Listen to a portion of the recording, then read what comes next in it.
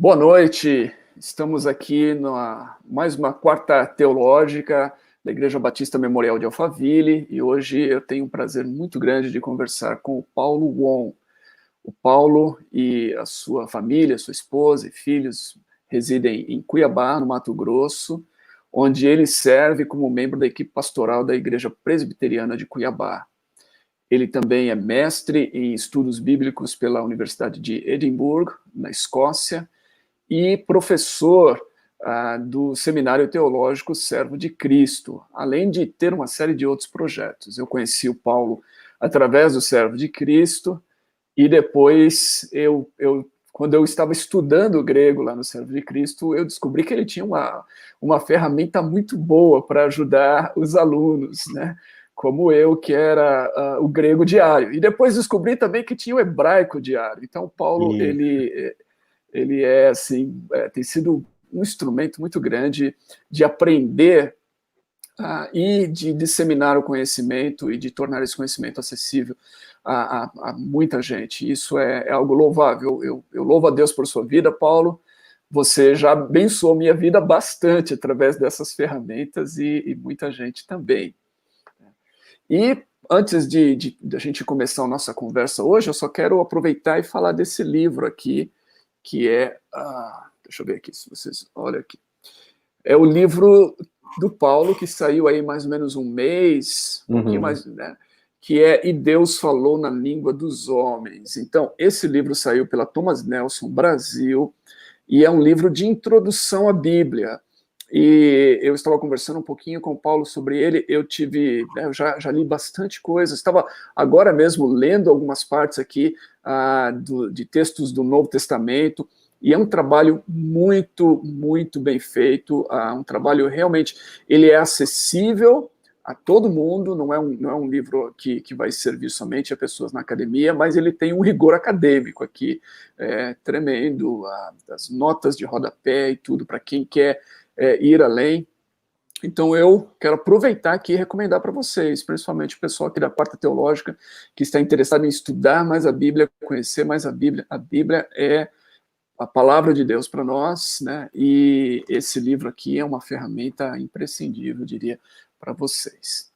Mas vamos lá. Durante esse mês, a gente tem falado aqui, Paulo, de diferentes temas. E o nosso tema hoje é aquele tema que eu acho que tão antigo, né?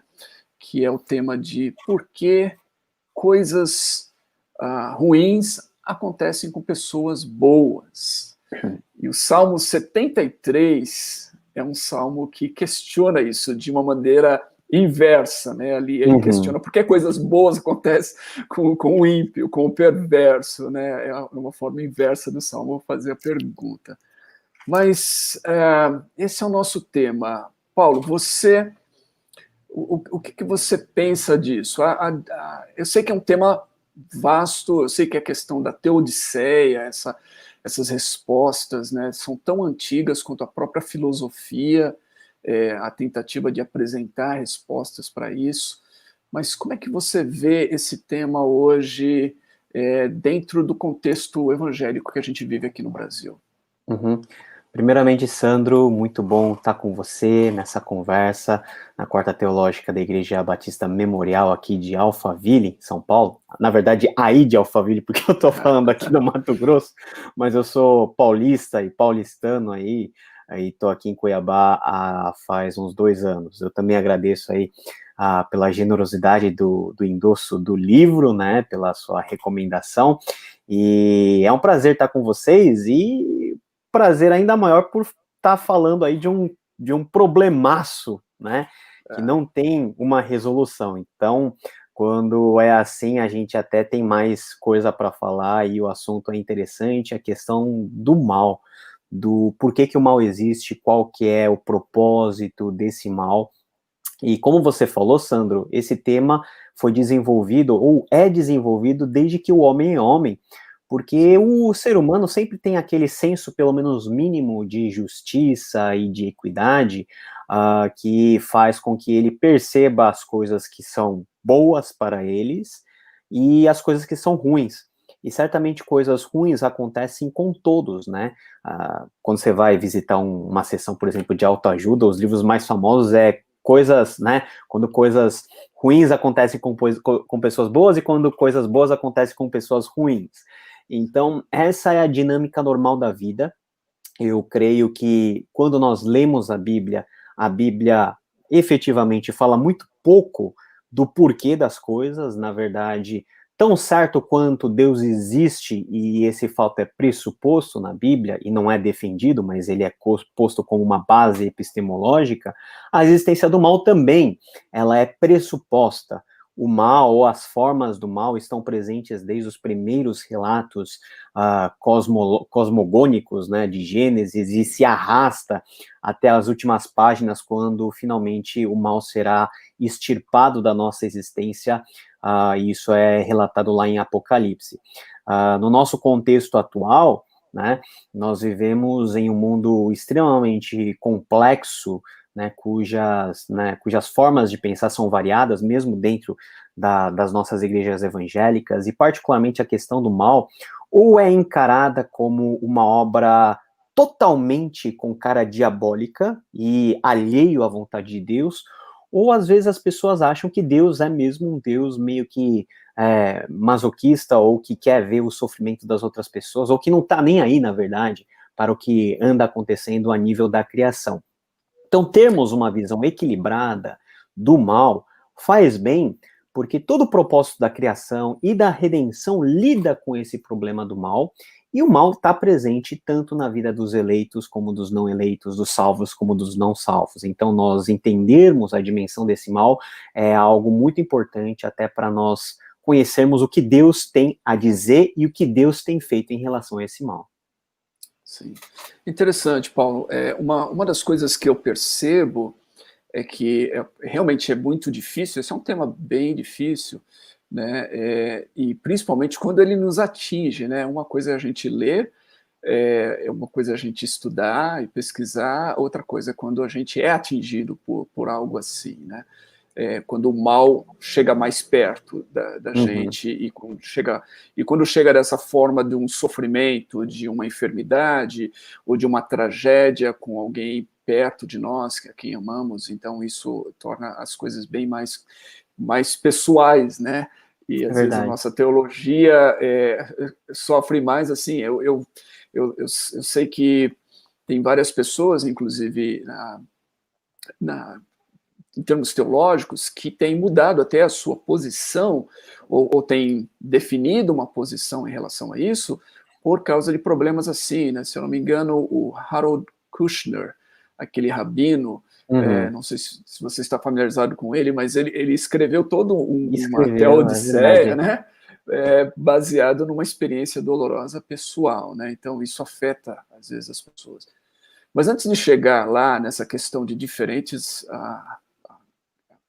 respostas, eu acho que uma das coisas que muitos cristãos, e é possível que o pessoal aqui da Quarta Teológica também tenha dificuldade, eu acho que esse dualismo que muitas pessoas ainda veem como se fosse assim, como se você tivesse o bem e o mal, como duas forças cósmicas em equilíbrio, né? E elas estão competindo. Yang, né? Como é que você vê isso aí? O pessoal, parece uma confusão na cabeça das pessoas e complica mais ainda, né? Na verdade, é uma forma, vamos dizer, padronizada, que o ser humano tem pensado a respeito do bem e do mal como forças opostas e com o mesmo poder, né? Existem religiões que trabalham com essa dualidade. O antigo zoroastrismo trabalhava já com isso, no contexto dos persas. Nós temos também, sem falar nessa dicotomização e nesse dualismo, nós também temos a visão mais platônica da realidade, que é uma tentativa de você atribuir maldade a um elemento e livrar outro, né? Você enxerga para a realidade material e considera como essa realidade a realidade má, da onde vem todas as coisas ruins, e você coloca a alma num patamar superior, então você tem todo aquele esforço de se libertar dessas cascas e dessas amarras que te prendem ao mundo inferior, para você a chegar num estágio de conhecimento onde a sua alma está livre, leve e solta para trilhar áreas da bondade, mas a Bíblia, ela trata a questão da maldade de uma forma muito real, num realismo que chega a nos machucar, né, e num realismo que nos chega a nos assombrar de tão detalhado que é esse negócio, né? A maldade está lá nos primeiros dias do Éden, né? Pelo menos nos nos primeiros momentos em que o ser humano é criado. Pô, o primeiro contato, né, que o ser humano tem, né, com a sedução da serpente é em relação à maldade, né, em relação ao fruto, né, do conhecimento do bem e do mal. E isso está presente, mas a Bíblia nos oferece uma saída para essa eventual dualidade ou para essa visão mais platônica da realidade. É pressuposto na Bíblia que o mal é algo que acontece de maneira externa, né, à própria criação. Então, Deus não cria o mal, porque Deus, ele é totalmente bom, ele é perfeitamente, absolutamente bom. Então, o mal é algo que vem de fora para dentro. A Bíblia não explica muito o porquê disso aconteceu e como isso aconteceu, né? A criação já nasce, mais ou menos, dentro desse mal já posto, mas a Bíblia sempre enxerga o mal como um problema que será resolvido, né, ou que Sim. tende a ser solucionado. Tende a ser solucionado, e isso está relacionado com todo o chamamento que Deus faz a partir de Abraão, de reverter todas as sequelas que nós temos da queda que nós tivemos no Éden, mas cujo ápice e cuja forma final é a vitória de Jesus Cristo na cruz, que, de maneira objetiva, soluciona esse problema, embora nós ainda estejamos vivendo efeitos do mal, mas já coloca um ponto final e um prazo de validade e a noção clara de que esse mal tem data para terminar, que é a data onde Cristo prometeu retornar e aí finalmente extirpar tudo isso da nossa existência. Então, eu acho que a primeira grande coisa que o cristão que lida com a Bíblia, que lê com a Bíblia, deve entender é que a Bíblia, ela nos apresenta uma outra proposta, né? Como o Christopher Wright ele vai dizer mais ou menos o seguinte: eu não sei por que o mal existe, né? Mas de uma coisa eu sei, que Deus vai colocar um ponto final nesse mal. E é essa esperança e esse pressuposto que a Bíblia nos traz diferente em relação a todas essas visões que você falou sobre o dualismo, ao platonismo, enfim, a maneira que a gente tem de encarar o problema do mal. Sim, muito bom. Eu acho que essa esperança que a Bíblia nos dá, né, é algo muito claro nas Escrituras, e é a esperança cristã, né? Agora, para isso também, Paulo, é preciso confiar tanto nas Escrituras, eu diria, né, na revelação das Escrituras, quanto que esse Deus que se revela através das Escrituras, ele é capaz de fazer isso, né? Então, gostaria só de pensar um pouquinho, porque me parece que nos últimos anos, é a impressão que eu tenho, que a confiança na soberania de Deus parece ter sido sempre, na história cristã, ou pelo menos a maior parte do tempo, algo que proveu aos cristãos justamente essa esperança, né? Mesmo sem ter respostas ou não encontrar exatamente uma resposta final para o problema do mal, mas tinha uma confiança de que há um Deus poderoso que vai trazer uma solução final. Esse Deus, ele é poderoso o bastante para vencer o mal, ele vai, né, vencer, ele já venceu, e isso daí, como você disse, está com prazo de validade. Me parece que essa crença na soberania de Deus sempre foi fonte de confiança, de esperança, de conforto para os cristãos ao lidarem com o problema do mal.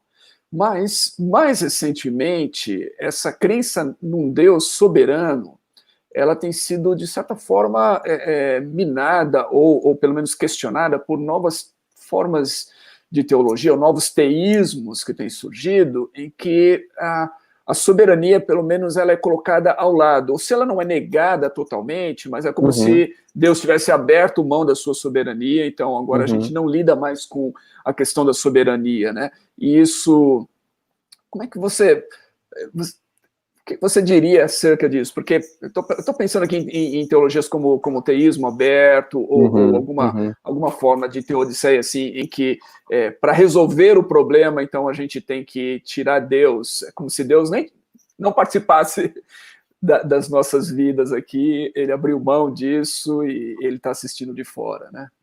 Olha, se de fato Deus tiver aberto mão, né, da sua soberania, nós estamos completamente perdidos, porque a história já prova, já há muito tempo, que nós não temos a tamanha capacidade de reverter nem a nossa maldade intrínseca particular, nem a maldade difundida a nível geral. Né? Por exemplo, na virada do século XIX para o XX, o grande charme teológico era apostar todas as fichas no homem. Né, no progresso do homem, no progresso científico, tecnológico, né, e a teologia foi se amoldando a esse espírito do tempo que considerava que Deus lá não era algo tão relevante, que o homem já tinha percorrido uma curva de crescimento já razoável, que ele tinha condições para ele ter uma autonomia intelectual, uma autonomia de vida em relação a esses antigos mitos, a essas coisas aí dos fanáticos, crentes, enfim. Então, vamos construir uma teologia para frente, uma teologia progressiva, um conhecimento aí que com certeza vai nos levar. Já passamos pela Revolução Industrial, a vida está melhorando, já temos descobertas científicas relevantes, já em termos de química, física, quântica, nós já estamos dominando tudo.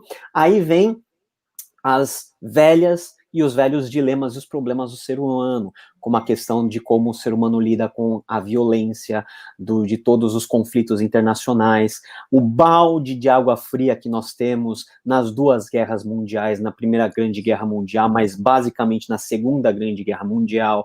Aí nós temos toda uma forma de você pensar, opa, nós havíamos pensado que o ser humano tinha essa soberania de ditar aquilo que era bom ou mal e de forjar um bem comum de forma artificial, mas nós entendemos que não, porque o que aconteceu com a Primeira Guerra é que quase a Europa foi varrida em termos de mortes, e a Segunda Guerra veio a colocar a ideia de que o homem pode sim muita coisa, inclusive matar toda a sua geração. Então, quando nós extirpamos Deus dessa ideia, né, como um ente soberano, como um ente todo-poderoso, nós ficamos à mercê e a refém desse mal, que é tão poderoso que nós não conseguimos nos libertar desse mal. Nós não conseguimos resolver esse problema. Nós não conseguimos resolver nem os nossos dramas pessoais, nem o problema da morte. Se a tecnologia fosse algo tão perfeito assim, a primeira coisa que deveria ser resolvida é o problema da morte, o problema do sofrimento humano, né, ter remédios aí legais que você tomasse e não sentisse mais dor ou qualquer tipo aí de sofrimento, mas exatamente o contrário. Quanto mais o tempo vai passando, os dramas e a complexidade da vida vai aumentando, e hoje nós temos muito mais problemas relacionados a como você lida com o mal dentro de nós e na sociedade do que os nossos antigos já tiveram e já experimentaram. Então, se você não tem a concepção de que Deus é soberano e poderoso, que ele controla inclusive as forças do mal, e que Deus, pela sua soberania, pode usar o mal para a sua própria glória, a fim de que esse mal possa reverter num bem cósmico adiante, aí você cai num círculo vicioso que se retroalimenta, movido pela nossa limitação, pela nossa fragilidade, porque nós somos a própria parte do problema, nós fazemos parte do problema. Não como que nós fazemos parte do próprio mal que existe no mundo, podemos resolver o problema do mal de forma geral e restrita. Então, eu creio que se você tira a questão de Deus, fica impossível nós solucionarmos e qualquer tentativa vai se revelar como uma tentativa falha. A história já nos mostrou isso muito bem ao longo do tempo. Muito bom, é interessante isso, porque isso realmente, né, a tentativa humana de resolver o problema tirando Deus é quase que um suicídio, né? É um suicídio mesmo. É um suicídio, porque não, aí que não resolvemos mesmos, né? E me parece, Paulo, que algumas dessas teologias, e novamente eu respeito, do aspecto teológico, eu respeito as pessoas, eu tenho, né, eu não estou querendo jogar fora o estudo, e muito menos as pessoas, algumas delas que defendem alguns desses pontos de vistas, mas me parece que uma teologia como essa que abre mão da soberania de Deus e quase se torna quase um retorno ao deísmo, ao antigo deísmo, né? Ela é mais prejudicial, na verdade, porque me parece que ela leva mais à descrença do que à crença, né? Se Deus não faz parte, ou se Deus não intervém, para usar lá o famoso título do Schaeffer, né? Se Deus não intervém, por que eu devo sequer orar, né? Se Deus não intervém, eu estou lançado à minha própria sorte. Então, é como você disse aí, eu que trago o mal dentro de mim, eu, ser humano caído, que tenho o mal dentro de mim, que não consigo resolver com o problema do mal próprio, pessoal, agora tenho que lidar sem Deus com o problema do mal do mundo. É realmente um barco furado. Eu acho que o pessoal tenta romantizar muito, né? Principalmente em teologias ligadas, por exemplo, à teologia do processo, né, que é a teologia do teísmo aberto, essas coisas, trazer aquela imagem, não, Deus está sofrendo junto com você, ou Deus está construindo um futuro junto com você. Bom, assim, em termos, assim, de algo doce aos ouvidos, né, quem não gostaria de ter um Deus junto com você, que sabe de todas as suas dores, que está lá junto com você, mas eu acho que isso não é o suficiente. E a visão romântica, ela bate com as caras no muro da realidade. Porque o que as pessoas querem não é um Deus que sofra junto, né? É um Deus que tenha as respostas para esse sofrimento, né? Não é que Deus não tenha sofrido, né? Deus, ele já sofreu tudo isso na pessoa de Jesus Cristo. Deus, ele passou por todo esse processo como vencedor, e como vencedor ele se estabelece sobre as nossas vidas. Então, ele não tem mais algo a sofrer. Tudo que ele tinha que sofrer pelo pecado, pelo preço que deveria ser pago pela maldade, ele não somente pagou de forma cabal, mas se sobrepôs a todas as forças do mal, a todas as forças desse mundo tenebroso, a todas as forças demoníacas. E é esse apoio de esperança que nós precisamos em termos de proclamação da igreja, apresentar esse Deus, né, os reformadores falavam do Christus Victor, né, do Cristo vencedor. Eu gosto muito dessa palavra porque ele é vencedor absoluto sobre todas as coisas, inclusive sobre o maior inimigo que é a maldade. Ele já é vencedor de fato. Nós precisamos completar a nossa jornada até o final para que essa vitória possa ser visível aos nossos olhos. Mas sem isso, fica muito difícil e qualquer tipo de discussão vai ser aquela discussão filosófica que não tem nem começo nem fim. Exato, exato. É bem interessante isso, porque quando a gente olha nas Escrituras, né, tanto no Velho quanto no Novo Testamento, eu fico pensando no Velho Testamento, por exemplo, na história de Jó, né, o livro de Jó. E o livro de Jó é um grande exemplo disso, né, do que nós estamos falando aqui. O Jó é apresentado lá como uma pessoa boa, né, justo, é alguém temente a Deus e tudo mais, e de repente acontece uma série de coisas com Jó. É verdade. E Jó não leu o livro de Jó. Da história, né? Nós estamos lendo o livro e tem aquele preâmbulo dizendo que Satanás se apresenta e tudo mais, mas Jó, do ponto de vista da história, não tem esse conhecimento. Ele não sabe daquele preâmbulo, daquela introdução. Jó, de repente, ele é atacado com uma série de situações e tem que lidar com elas, né? Então, eu fico pensando e tem várias maneiras de abordar o livro, mas eu fico pensando se não seria um pouquinho, isso não seria um pouquinho de ilustração daquilo que é a nossa vida, do fato de que nós não vemos os bastidores da história, que nós não vemos o que se passa, né? Nossa visão é limitada, então a gente não sabe o que está acontecendo, e aí talvez a nossa grande luta seja por confiar, mesmo quando a gente não vê. Não, quando eu chegar na glória, né, eu vou me encontrar com o Jó, eu vou ter que pedir desculpas para ele, porque A nossa leitura de Jó é uma leitura muito simplória, porque nós já sabemos o começo e o fim da história, e fica muito mais fácil lidar com os dramas que estão acontecendo no intervalo, no recheio, que são os dramas que realmente compõem, né, o livro aí de Jó. E Jó, ele tá numa tremenda enrascada, porque de todas as pessoas, ele é o único que não deveria estar sofrendo tudo aquilo. E a grande ironia é que a pessoa mais justa é aquela que sofre mais, porque nem aqueles amigos ímpios que vieram falar com Jó, jogando toda a culpa em Jó, nem eles haviam sofrido um negócio desse, e só Deus sabia que a estirpe de servo bom que era Jó, mas mesmo assim coisas extremamente ruins, como os seus 10 filhos serem mortos, como a sua esposa mandar amaldiçoar Deus, perder, a riqueza eu acho que é o de menos, né? Eu acho que o que mais abalou do Jó foi ter perdido todos os seus vínculos familiares, inclusive as suas amizades serem minadas por acusações que, na verdade, não são acusações totalmente justificáveis.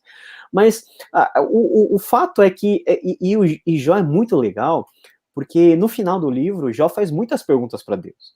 Eu acho que Jó ficou meio que de saco cheio, falou assim, Deus, o que é isso, né? O senhor me conhece, né? Olha, eu tenho um monte de demanda, eu tô com uma lista de reclamação muito grande, o senhor poderia me responder?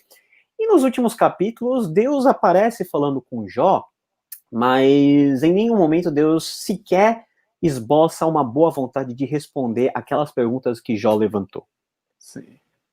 O que Deus faz é o seguinte, olha, Jó, vamos fazer o seguinte, vem comigo. No momento da criação, quando eu estendi os céus, quando eu coloquei o firmamento, onde você estava? O que você tem a falar sobre a grandeza, né? A grandeza da natureza, né? Você que faz parte disso, o que você tem a falar? E Jó não tem palavras para responder, né? Porque ele faz parte da criação de Deus. É como se Deus estivesse falando, Jó, olha, tem coisas que você não sabe. Então, se aquieta aí. A única confiança que você tem que ter é em mim. Então, segura, né? Aguenta, espera, palavras que nós não costumamos gostar de ouvir, porque no final eu tô te sustentando.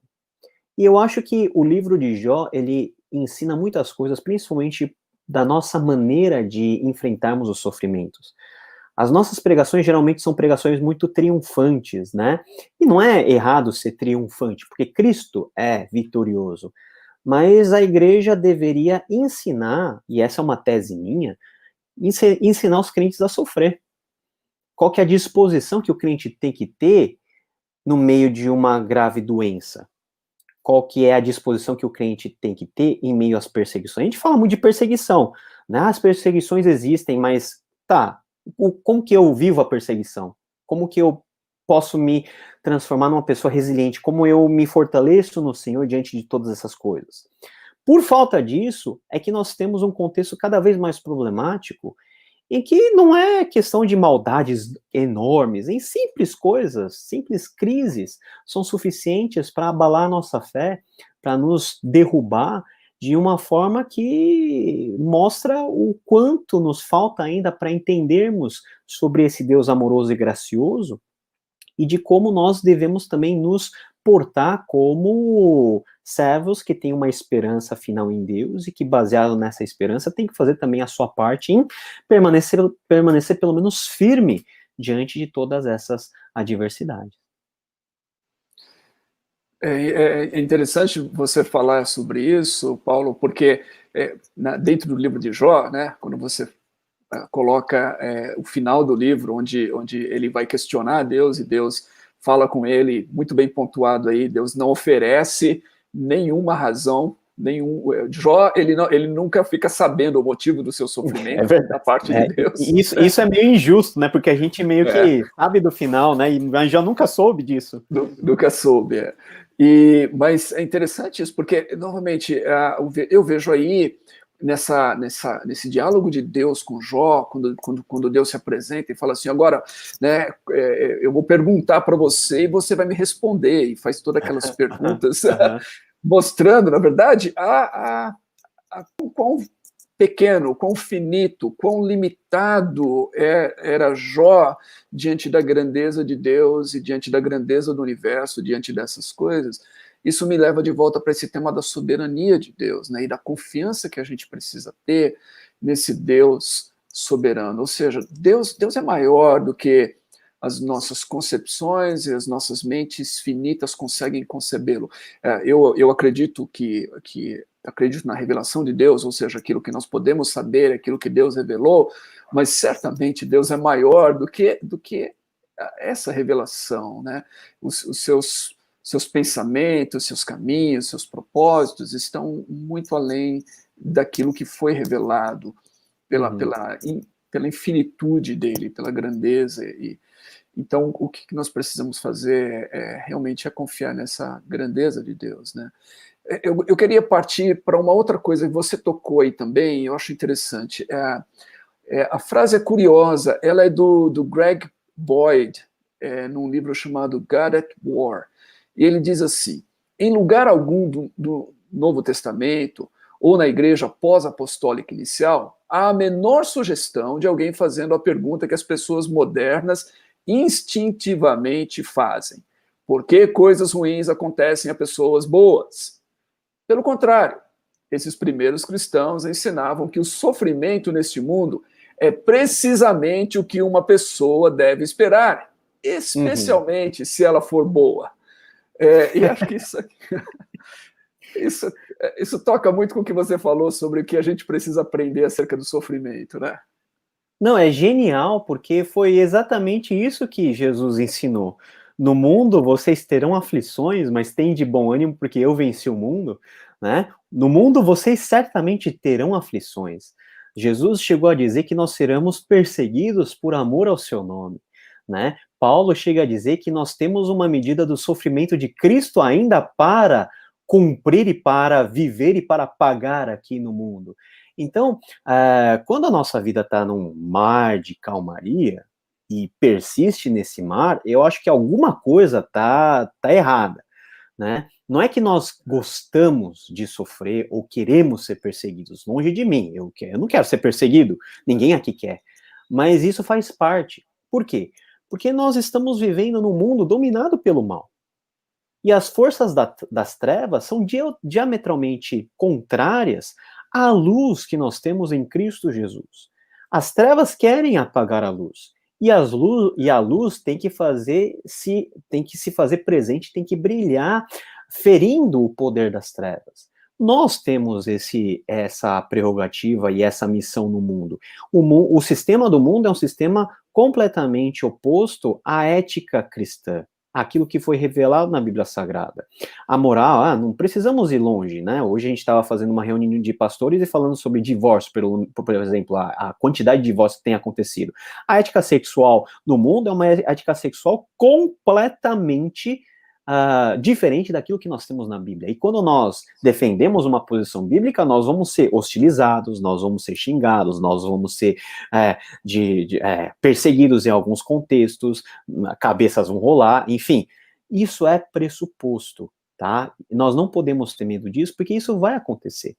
Agora, para piorar, nós também temos que enfrentar com o mal diário, né? Embora nós fomos salvos, nós ainda estamos com o pé aqui no mundo. E eu acho que é por isso que Jesus ensinou, ou orou ao Pai, para que Deus não tivesse tanta pressa em tirar os discípulos, mas que os livrasse do mal, né? E é interessante que essa expressão livrar do mal é a expressão que está lá presente na oração dominical, livra-nos do mal. Ou seja, protege-nos do mal, nos dá respostas e armas para lutar contra o mal. Não é simplesmente um fato, Deus, aperta o botão e faz com que todo o mal suma. Eu acho que não é por aí. Mas é você ser resgatado, é você ser guardado, é a sua integridade física e espiritual ser salvaguardada em meio a um mundo de lamaçal, de sujeira, de corrupção, de desvirtuamento. Então, isso daí faz parte, o sofrimento faz parte, crente vai sofrer. A nossa crise, Sandra, eu acho, com relação ao sofrimento, é porque nós temos muito medo, por exemplo, da morte. Nós temos muito medo do futuro, o que pode acontecer, né? Todo mundo está com medo da Covid. né? Todo mundo tem que ter temor da Covid, porque a Covid é um negócio sério. Mas tem gente que está num esquema de terror tão grande, né, que acha que não há mais esperança. Como assim não há mais esperança? Se a nossa esperança estiver apenas restrita às coisas desse mundo, nós somos as pessoas mais miseráveis que existem. Há uma vida eterna, há um novo céu, nova terra, e o importante é chegarmos lá, né? Então, quando nós tiramos o nosso foco daquilo que vai acontecer em Apocalipse, é lógico que o presente momento vai ser um inferno suportar, vai ser um inferno aguentar, porque nós não temos, na verdade, esperança. Será mesmo que nós temos esperança? E será que essa esperança nos ajuda a enfrentarmos com valentia, com altivez, né, com dignidade os sofrimentos que nós estamos ou vamos enfrentar no nosso dia a dia? É um bom questionamento que nós temos que fazer. E eu acho que também a questão teológica, né, se a gente tem por um lado essa negação da soberania de Deus, acho que por outro lado, como você tocou aqui, é essa visão triunfalista que a gente tem, né, que nega a possibilidade de nós, como cristãos, atravessarmos essas dificuldades, esses problemas, essas lutas, ou até mesmo, eu diria, Paulo, de sermos, em alguns momentos, tentados por Satanás, né? É como se assim, se nós tivéssemos a ideia de alguma coisa blindada, né? Nossa vida blindada dessas corpo coisas. Fechado. Corpo fechado, exatamente. Eu estava me lembrando aqui, Paulo, de uma passagem dos Evangelhos, onde Jesus fala para Pedro que Satanás pediu para que pudesse peneirá-los como trigo, né? E Jesus, naquela conversa com Pedro, diz assim: Pedro, eu orei por você, e você, quando você passar por isso, conforta os seus irmãos, né? É mais ou menos isso que Jesus fala ali.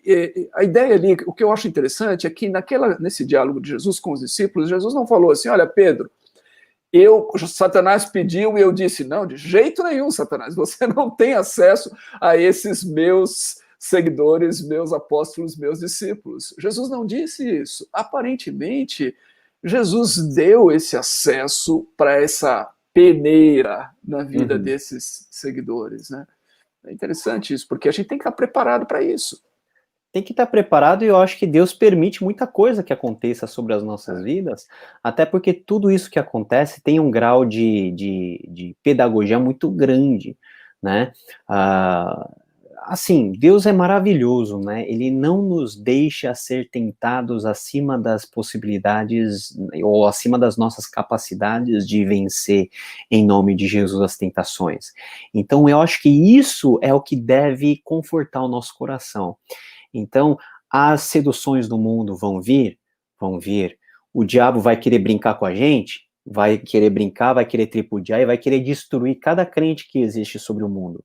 Mas como o apóstolo João nos ensinou, maior é o que está em nós do que aquele que está no mundo, né? O diabo tem muita parcela, né, dos sofrimentos que nós enfrentamos todo dia. É verdade, nós temos que nos manter em fé, né, repreendê-lo, né, sermos seus constantes, lutar contra as forças demoníacas, isso tem que acontecer. Aí a importância de nós mantermos uma vida de santidade, uma vida de oração, colocarmos a nossa vida nas mãos de Jesus, que nos proteja a todo momento, porque nós não vemos, mas constantemente, se nós tivéssemos olhos para ver essa realidade, o diabo está colocando cilada a todo momento, literalmente, como Pedro vai dizer, como um leão que busca qualquer situação para buscar tragar a sua vítima. E isso faz parte da realidade do mal que nós vivemos. Muitas pessoas caem nisso daí, ou para outras Deus permite que aconteçam coisas que, ao nosso ver, é desagradável.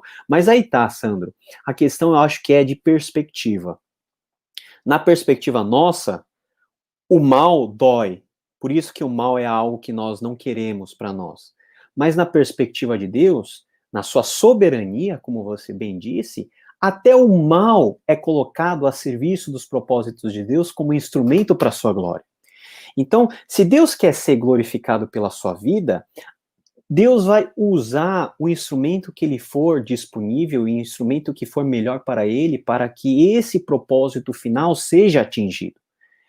E não há, né, assim, é fácil falar isso, né, no conforto aqui do meu gabinete, né, com o ar-condicionado ligado, é fácil falar isso. Mas os grandes mestres, né, da espiritualidade já nos ensinaram que o sofrimento é a melhor escola, é onde nós aprendemos e aprendemos melhor e mais fácil. Muito bom, Paulo. A gente está chegando no final aqui, mas a conversa está muito boa.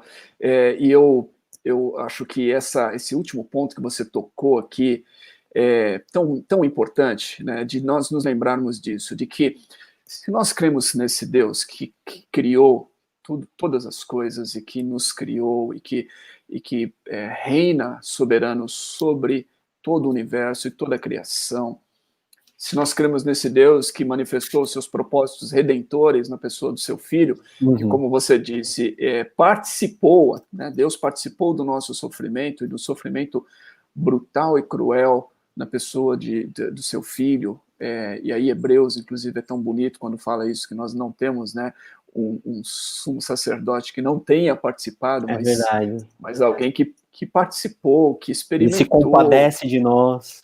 Exatamente, porque ele participou da natureza, né, da nossa vida humana, e por isso Hebreus, inclusive, chama, né, de irmãos, né? Ele nos chama de irmãos por causa disso. Ao mesmo tempo, essa perspectiva de que Deus está trabalhando para um bom propósito, né?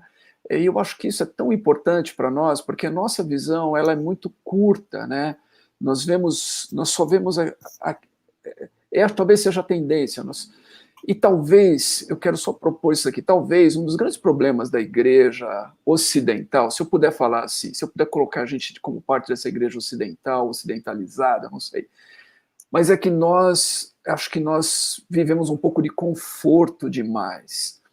Eu fico pensando em muitos dos nossos irmãos e parte da igreja em regiões do mundo, e talvez até aqui no Brasil também, eu não sei, mas que convivem com a dificuldade dia após dia, convivem com a perseguição, convivem com a opressão de governos que não toleram, né? Isso acontece ainda hoje em muitas partes do mundo. E eu acho que isso é o que talvez nos falta. Nós nos acostumamos com uma certa mordomia, uma certa liberdade, um certo conforto e uma certa promessa de, sei lá, de que foi feito a nós, de que se nós tivermos Cristo, se nós tivermos fé, se nós formos à igreja, entregarmos as nossas ofertas e dízimos, participarmos do ministério, nossa vida, volta lá, vai ser blindada do sofrimento, né? E aí quando vem, parece que desaba o mundo, não é isso? É verdade.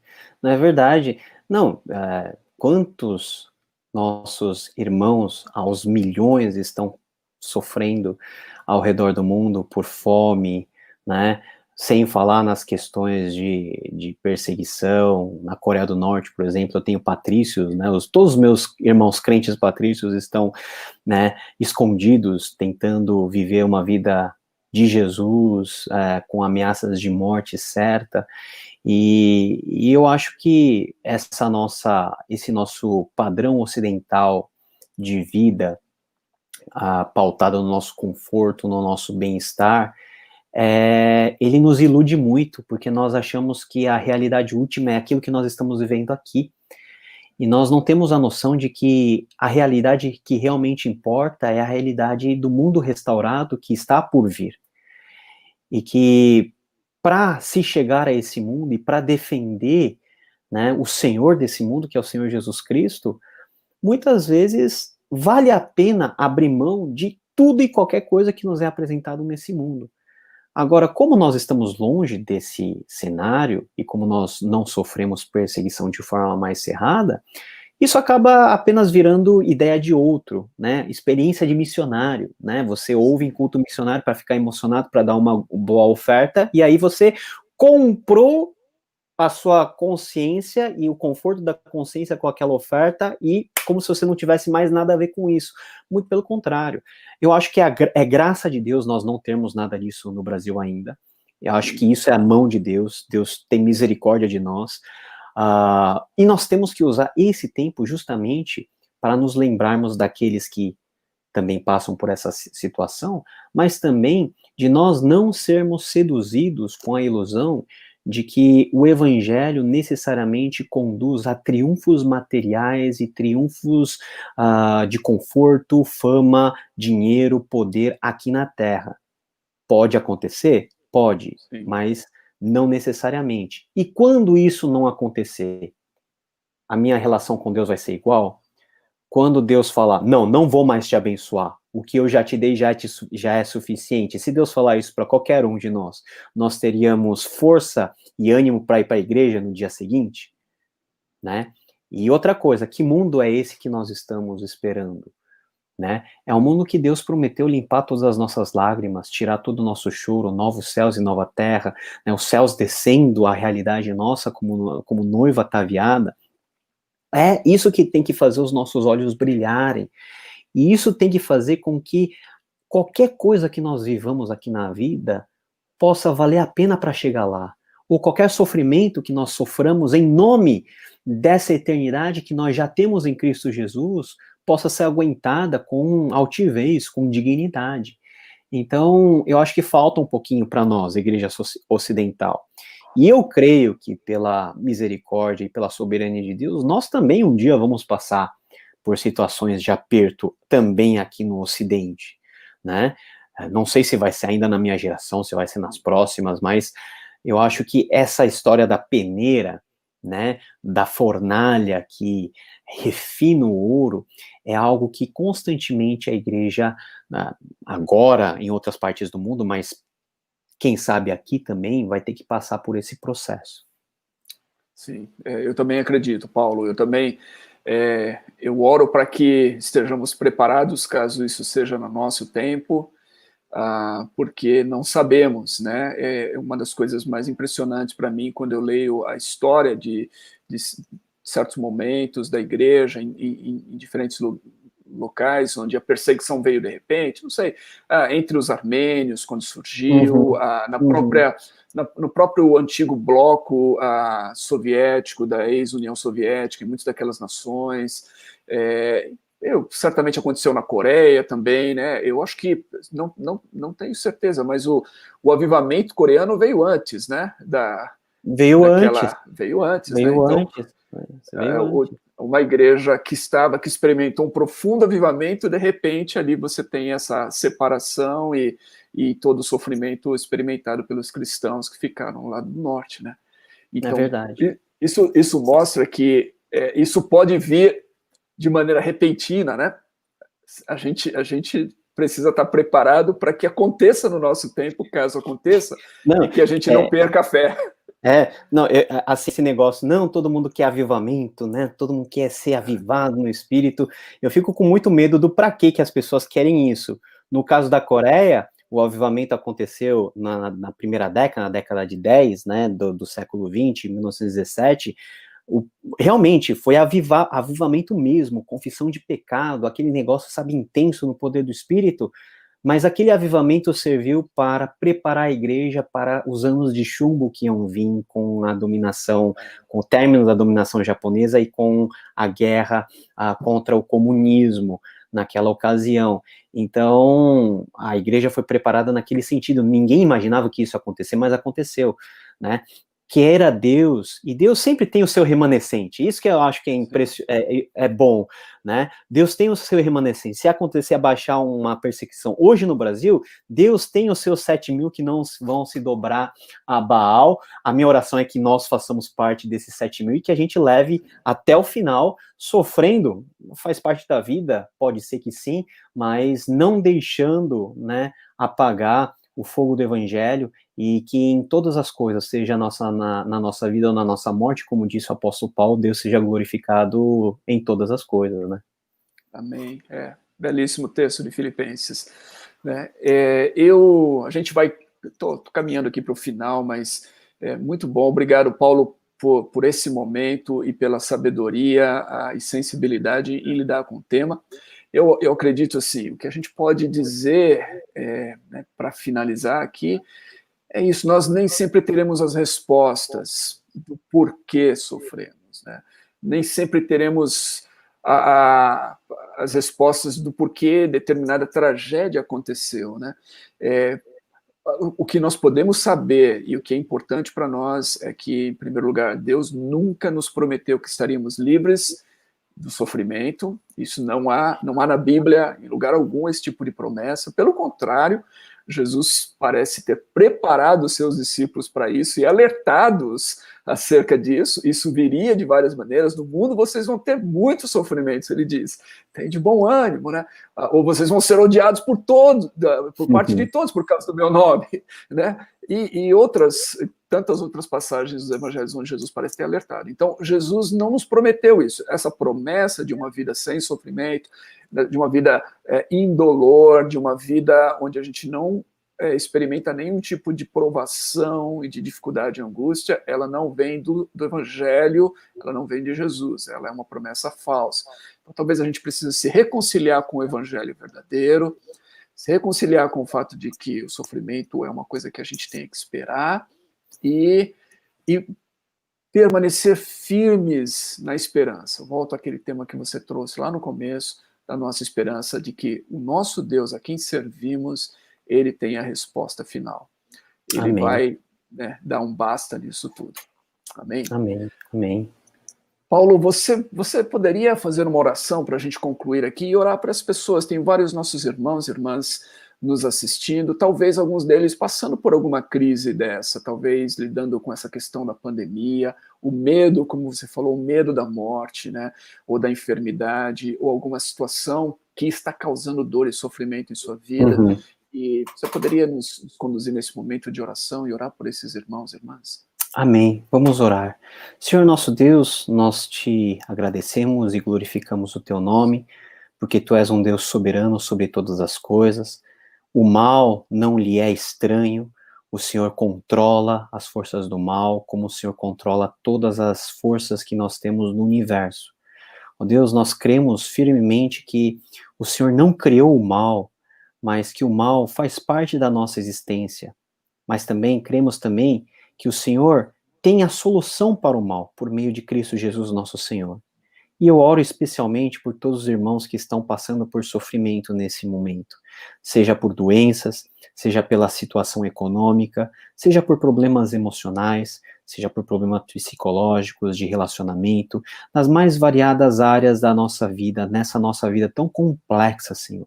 Coloca a tua mão, ó Pai, coloca a tua mão e consola-nos com a habitação e a presença do teu Espírito Santo.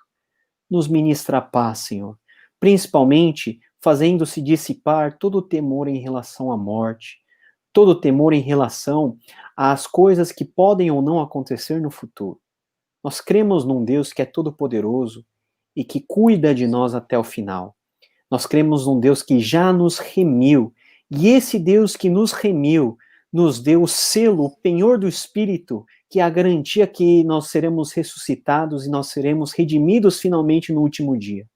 Pai, que a esperança de novos céus e nova terra, que a esperança desse Cristo vitorioso seja o motor para que, por vezes, nós tenhamos que sofrer, chorar as angústias do sofrimento, mas que mesmo nesses momentos, que nós possamos ter a mesma convicção que Davi teve, porque mesmo andando pelo vale da sombra da morte, Davi sabia que de lá o Senhor não se ausentava, que o Senhor estava conosco, guardando-nos e cuidando cada um de nós. Usa a tua igreja, Senhor, para trazer cura a esse mundo. Usa cada um, Pai, como testemunhos desse Deus vitorioso, consolador. Em nome de Jesus que nos oramos gratos. Amém. Amém.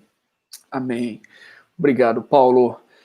Então, eu gostaria de só aproveitar e falar mais uma vez, tá aqui o livro do Paulo, E Deus Falou na Língua dos Homens. Eu recomendo a vocês, eu fiz essa recomendação no começo e faço novamente. Você que quer conhecer mais das Escrituras, né, desse livro que é a palavra de Deus para nós, mas é importante a gente conhecer, inclusive porque invariavelmente pessoas virão e vão questionar-nos acerca da Bíblia e vão atacar a Bíblia. A Bíblia parece estar sempre sob ataque, né? Porque se alguém conseguir tirar a nossa confiança na Bíblia, então perdeu, acabou-se a nossa... É verdade. Então eu recomendo o livro do Paulo, um tremendo livro. Mais uma vez, obrigado, Paulo. Obrigado a todos vocês que estiveram aqui com a gente hoje à noite. Que Deus abençoe cada um de vocês. A semana que vem a gente volta com mais uma quarta teológica aqui na Igreja Batista Memorial de Alphaville. Boa noite a todos. Boa noite, pessoal. Deus abençoe vocês.